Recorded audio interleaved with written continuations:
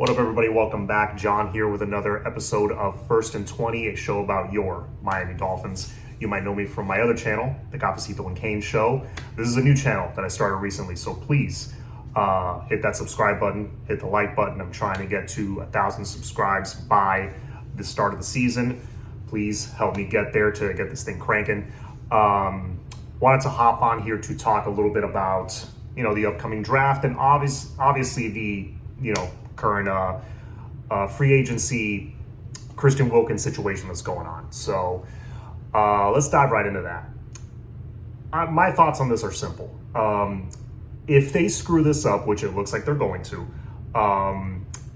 the Dolphins would be losing, to me, a guy that would deserve to have his name on the Ring of Honor one day if he finishes his career as a Miami Dolphin. He's only 28 years old, just turned 28 now in December. So he would be starting the 2024 season, 28 years old, then 29 the year after that, then 30 the year after that. To me, still, for a guy like him that's very durable, still pretty much in his prime years, productivity-wise. He's a guy that honestly we should have locked up last year. And it reminds me a lot of that season. I don't know if you remember. I forgot what year it was, but this was maybe a decade ago, maybe a little bit more, when Lamar Miller and Olivier Vernon, their contracts were up and they were going to test the free agency market. We were, talking about maybe re-signing them. And I remember the contracts were like in the 20 millions around there. And honestly, if we had just locked them up the year before, we could have had them each for like 16, 17 million. This reminds me a little bit of that. Obviously, the price tag for Christian Wilkins is much higher, and deservedly so, but the Miami Dolphins have had a history of fumbling the bag, so to speak, in this way. They have had a lot of trouble hanging on to their homegrown talent. When I say homegrown, I mean guys that they've drafted, brought into their system, and developed. Christian Wilkins' first couple of years, you saw the talent there, but it took him a minute to get his footing.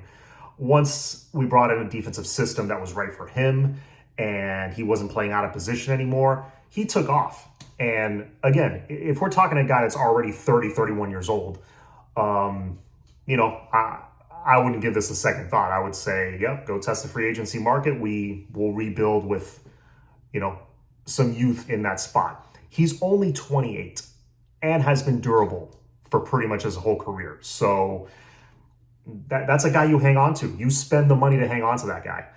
And he's the heart and soul of your defense. He attracts so much attention, attracts double teams, and frees up the linebackers behind him. And it's not like we have this insane group of linebackers. I mean, Jerome Baker's all right, and he's probably going to hit free agency. I like David Long a lot, but I mean, they can't do it by themselves. And losing Christian Wilkins, I mean, you're pretty much starting over, and now you might be looking defensive tackle as your first pick in the upcoming draft, which I wanted to avoid.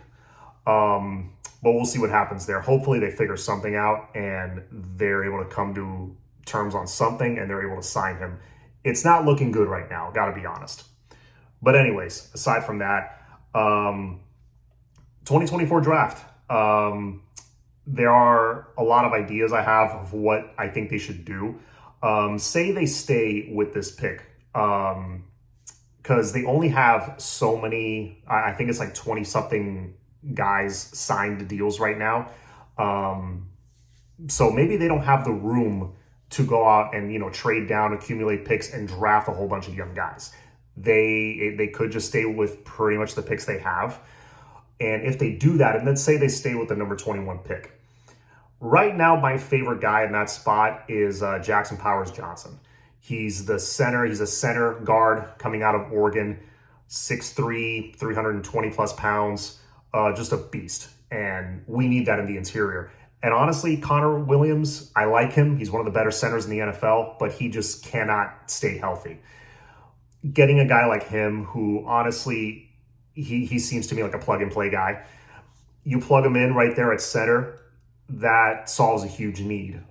Just physicality in the trenches helps our running game. If you remember back in 2016, when Jay Ajayi pretty much took this offense and this team on his back into the playoffs, a big part of it was because Mike Pouncey finally was healthy for like the majority of a season.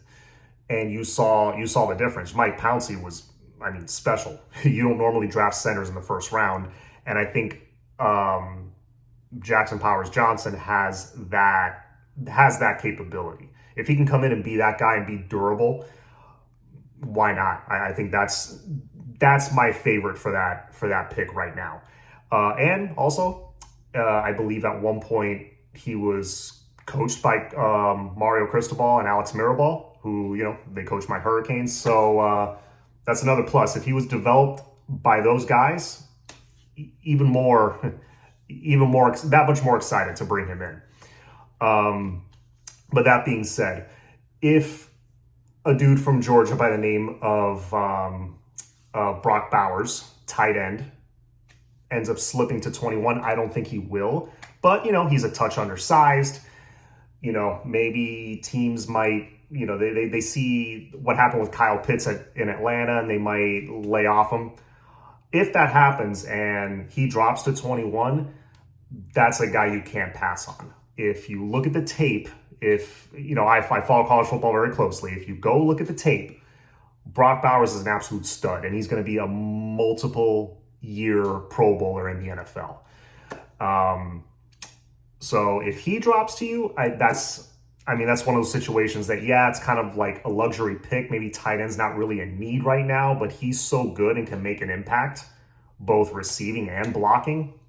Why not? Another guy I like later in the draft, and I'll do more draft stuff as we get closer, but another guy I like maybe late second round. Again, that's if we don't, trade picks and reshuffle that. I don't think Peyton Wilson, linebacker out of NC State, will escape the second round. I know I think he has some medical injury history, some stuff in his past, but from what I saw this past season when he was at NC State, I saw it firsthand when he played the Canes on a Saturday night game at NC State. The dude is a game changer. He is an impact linebacker with like impact in capital letters. And he can come in and just change the culture of that defense, which, we haven't had an impact linebacker like him in a very, very long time. I mean, since the dude whose jersey I'm wearing right now, Zach Thomas. So, and he's not small like Zach. He's 6'4", 230, 235, something like that. So he's one that I would have my eye on for that second pick. I know we have a need at corner. We have a few needs, and you can only satisfy so many needs with 2 picks. But right now, honestly, those are the 2 that I go with. Anyways, tell me what you guys think. Let me know in the comments what you think we should do with the picks, what you think, what you think of my picks. If you agree, disagree, you think I'm crazy, hey, throw it down in the comments. Please like, share, and subscribe. Again, help me grow this thing, help me grow it quick. And see you guys next time. Take care.